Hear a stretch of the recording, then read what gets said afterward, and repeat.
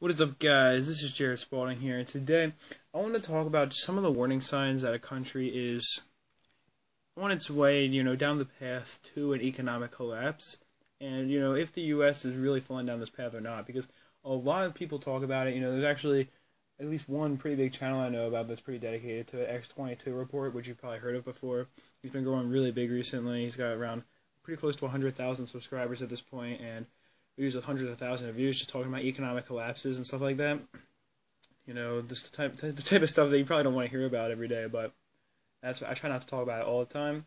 But today I figured I just wanted to really discuss if this is actually going to happen or not in the United States. Because a lot of people are hyping up the scenario.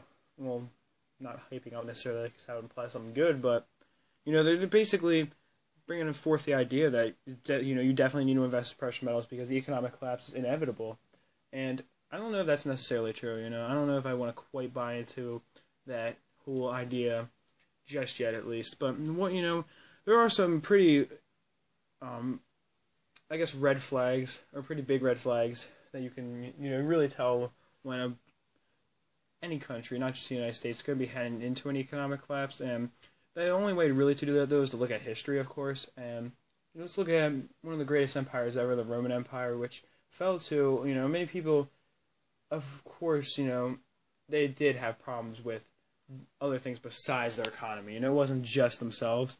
They did have external threats, but a lot of people think that that's the only thing that brought them down. And a lot of people really don't realize, though, that they were having a lot of economic difficulties, and those did stem from the same thing that the United States is doing today, and that, of course, is devaluing their own currency by taking precious metals out of it and, unbacking it by precious metals. And, they had one of the greatest economies of the time, the greatest economy of the time by far, hands down, actually, because of the fact that, they controlled a large portion of the world's money, a large portion of the world's precious metals, and they had, a lot of the population was living within Rome. So there was a lot of commerce going on. It was basically a global empire, Probably the first one of its type. The biggest empire of the time by far. So they certainly would need something major to take them out, right? Well, maybe not so much because of how simple it really was. How simple the thing was that took out their entire economy. And that was, without precious metals, their economy withered down into nothingness, because at first it started with, they made the coins, they went from full gold coins to half gold and half copper. Then they went down and devalued even more, and I believe they started collecting taxes in the form of every time you walk into a government building, they took a small chunk off of one of your gold coins, and every time they were producing, these new currency that was worth half as much in gold as it used to be, all the gold they were saving, they were putting into more currency. Therefore, they were able to make double the amount of currency that they should have been able to make than where inflation was born in their country. Or empire, I don't know if I'd really call it a country necessarily. But that's really what was the birth of inflation. Because, of course, when you have a currency backed by precious metals, inflation always nets out to zero. But because of this, they had double the currency that they should have been able to have.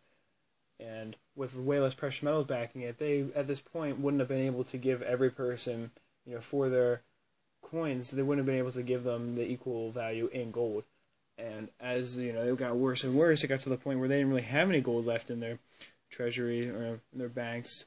To the end, all of it was going into currency to pay for war debts and pay for more war and all that good stuff, because they wanted to keep on expanding. They didn't know their own limitations, and that's why they were having to rob the people of their hard-earned money by turning it into currency and basically stealing away their wealth with these precious metals by shooting inflation up. It was skyrocketing, and that is one of the big factors that contributed to this great empire falling, is the fact that it had its currency turned into a fiat currency it got to the point where they had no precious metals left in it, and a lot of people were starting to catch on to this. And once everyone tried to turn all of their currency into precious metals, it was too late. And there weren't enough left for them to do that. Rome ran out of precious metals, and there was a large problem with that. And of course, they also had a lot of other internal problems too, like leaders were constantly assassinating each other, and no one could really establish order. And with all the chaos, even the economy only went further into despair to the point where it completely collapsed. They had no money or currency left to pay for anything, and they couldn't even afford to keep their own empire the size it was, and that's how they got taken over by the so-called barbarians so easily, is the fact that they were falling completely apart. And all of this was, stemming from the same thing, like I said, that the United States is doing today, which is having a fiat currency. And sure, the United States has a way larger population and probably a way larger economy too, of course. But, I mean, that's, mainly due to how much more commerce is going on, but at the same time, I don't think it really matters at this point the size of the empire, because when it comes to an internal problem like that, it's like, it's kind of a weird example, but imagine, cancer, something like that, right, in a person. Let's say the person is a lot bigger. Sure, the cancer might, even if it's spreading at the same rate, it might take longer to reach certain areas of the body, but eventually it will.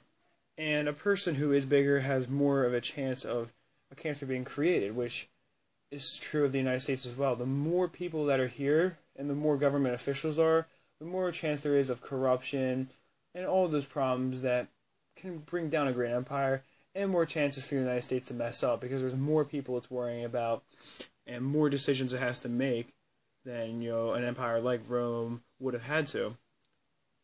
And I know that a lot of the whole taking precious metals out of currency was to benefit the economy and try to give the government more precious metals, but at the same time, while this might have been helping them externally with trade through precious metals and that sort of thing, it is really hurting the economy, because inflation is always skyrocketing. You see, but at the same time, it does create that opportunity for us silver investors to make a large sum of money, because of the fact that the price isn't fixed anymore, because it doesn't depend on the dollar.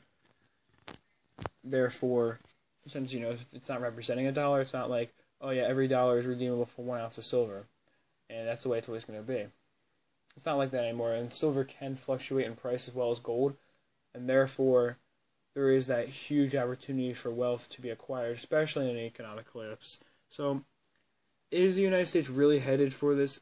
Honestly, it's hard to say. Like I've said before, I can't predict the future, but we can use our previous knowledge to try to determine as best as we can what will happen, and it certainly won't be tomorrow.